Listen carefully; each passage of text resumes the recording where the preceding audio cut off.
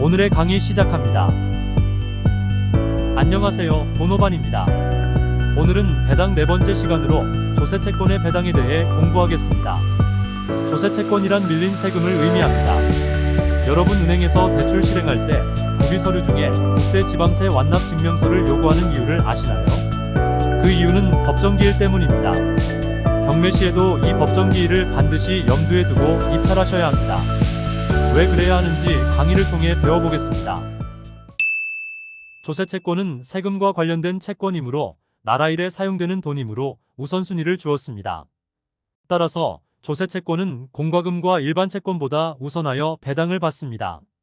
다음 예시처럼 1순위는 일반 채권의 가압류, 2순위는 공과금에 해당하는 건강보험 미납분, 3순위는 조세채권인 세금 미납분이 있다면 배당에서는 등기부 순위와 상관없이 조세채권이 이들 채권보다 우선하여 배당을 받습니다. 다음이 공과금 채권, 그리고 일반 채권입니다. 그렇다면 일반 채권이 아닌 담보부채권 즉 물권과의 순위는 어떨까요? 담보물권과는 순위 배당입니다. 날짜가 빠른 채권이 먼저 배당을 받는다는 것이죠. 다음처럼 14년 8월 가압류가 14년 9월 세금 압류보다 먼저 설정되어 있더라도 세금이 먼저 배당을 받는다고 했으나 14년 8월이 근저당이라면 근저당이 먼저 배당을 받습니다. 그래서 돈을 빌려줄 때는 담보를 잡아야 안전합니다. 그런데 여기서 끝이 아닙니다. 세금의 압류는 설정일이 중요한 것이 아니라 법정기일이 중요합니다. 순위를 정하는 기준이 설정일이 아니라 법정기일을 기준으로 정하기 때문입니다. 위 예시에서 설정, 즉 등기부에 압류를 찍은 날은 14년 9월인데 법정기일은 14년 4월이었다면 세금 압류가 근저당보다 먼저 배당을 받습니다. 순위를 결정하는 법정기일이라는 것이 뭘까요? 법적인 혹은 사전적인 해석은 복잡하니 차치하고 간단히 말해서 세금이 밀리기 시작한 날이라고 생각하시면 됩니다. 예를 들어 설명해야 이해가 쉽습니다. 14년 3월까지 납부해야 하는 세금이 있었습니다. 이를 미납하면 세무서는 어떻게 하나요? 바로 압류를 꺼나요? 그렇지 않습니다. 연체료를 붙여서 다시 고지합니다. 깜빡했을 수 있으니까요. 그래도 안 내면 독촉합니다. 그래도 안 내면 경고성 멘트를 포함한 독촉을 합니다. 언제까지 내지 않으면 부동산 등의 압류 조치를 취하겠다고. 결국 내지 않으면 그제서야 부동산에 압류를 찍습니다.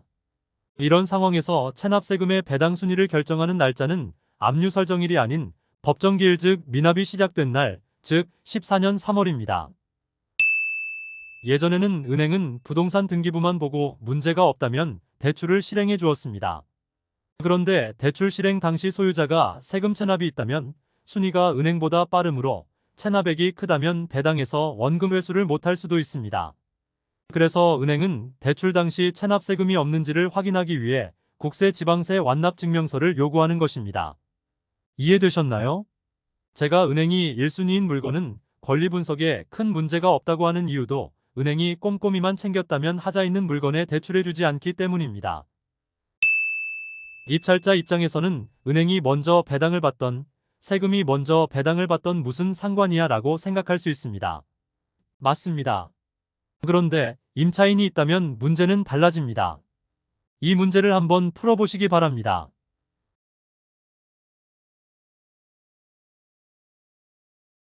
임차인이 14년 6월 5일 전입과 확정일자를 받고 입주하였다면 임차인은 대항력 있는 선순위 임차인입니다.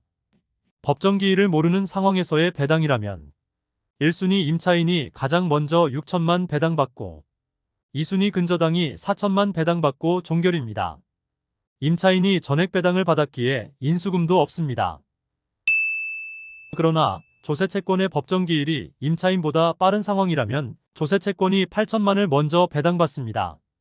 그리고 임차인이 2천만 배당을 받습니다.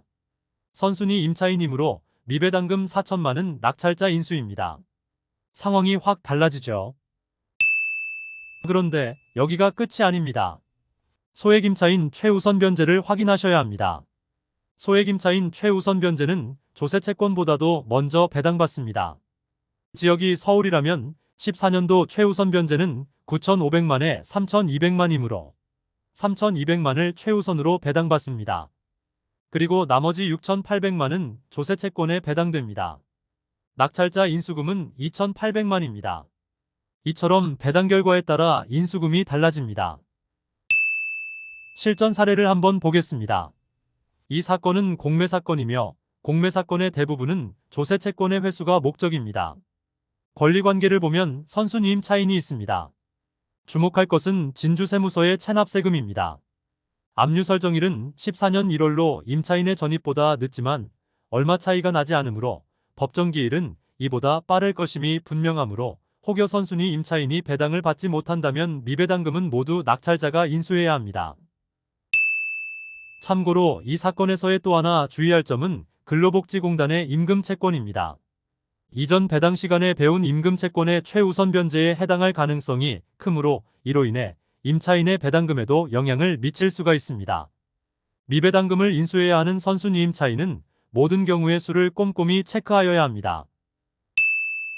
여기서 문제점을 제시하자면 세금 체납의 법정기일은 어떻게 알 수 있을까요?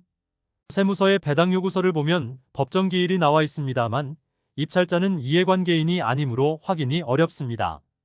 세무서에 직접 문의하여도 개인정보 보호라는 명분을 내세워 열람이 불가능합니다. 안타깝게도 압류일을 기준으로 미루어 짐작하는 수밖에 없습니다.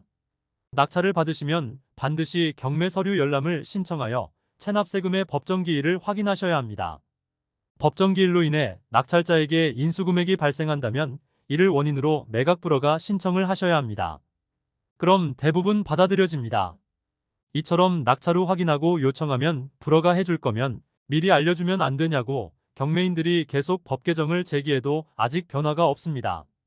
아무튼 조세채권은 법정기일을 꼭 염두에 두고 권리 분석에 임하시기 바랍니다. 기초가 부실한 고수는 없습니다.